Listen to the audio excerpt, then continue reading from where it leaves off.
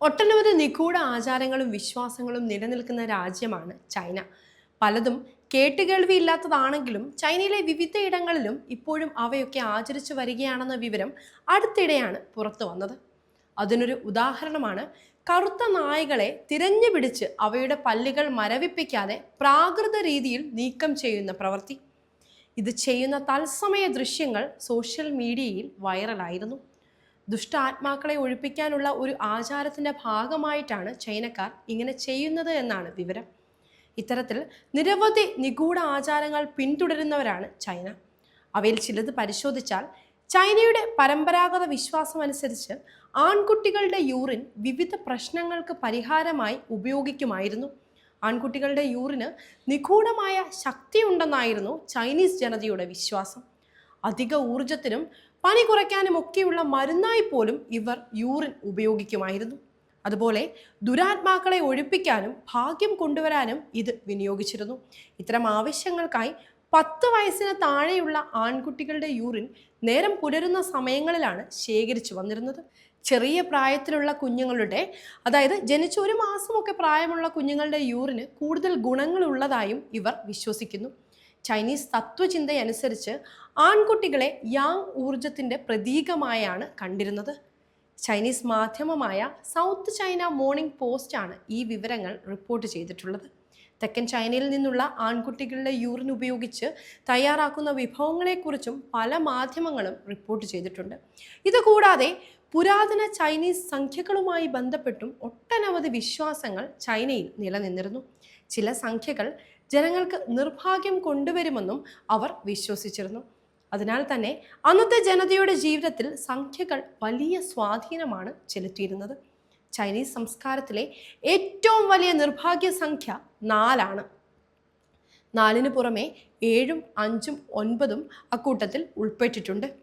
Chinese തത്വചിന്തയിൽ പ്രപഞ്ചത്തെ രൂപപ്പെടുത്തുന്ന 2 വിരുദ്ധ ശക്തികളായാണ് യിൻ യാങ് എന്നീ 2 ഘടകങ്ങളെ ഇവിടെ പരിഗണിച്ചിരുന്നത്.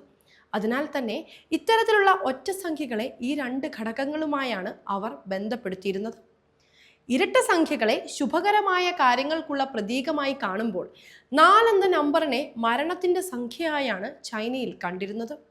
ഇതിനൊക്കെ പുറമെ നിറങ്ങളുടെ കാര്യത്തിലും ചൈനയിൽ പല വിധത്തിലുള്ള വിശ്വാസങ്ങൾ ഇന്നും നിലനിൽക്കുന്നുണ്ട്. ചുവപ്പിനെ സന്തോഷത്തിൻ്റെയും ആഘോഷങ്ങളുടെയും പ്രതീകമായാണ് ചൈനീസ് ജനത കാണുന്നത്. ഒപ്പം ഭാഗ്യനിറമായും ചുവപ്പിനെ വിശേഷിപ്പിക്കുന്നു. പല വിശേഷങ്ങളിലും ചുവപ്പ് പേപ്പറിൽ പൊതിഞ്ഞുള്ള സമ്മാനങ്ങളാണ് ജനങ്ങൾ കൈമാറുന്നതും.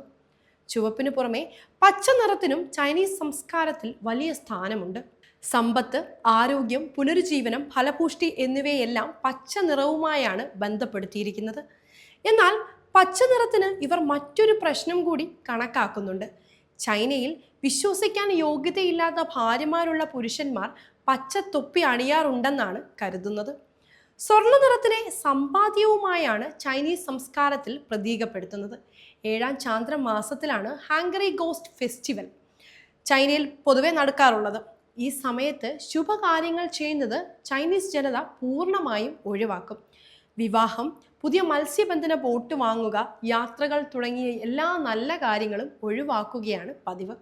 ഈ സമയത്ത് മുങ്ങി മരിച്ചവരുടെ ആത്മാക്കൾ കൂടുതൽ ശക്തി പ്രാപിക്കുമെന്ന് അവർ വിശ്വസിക്കുന്നു.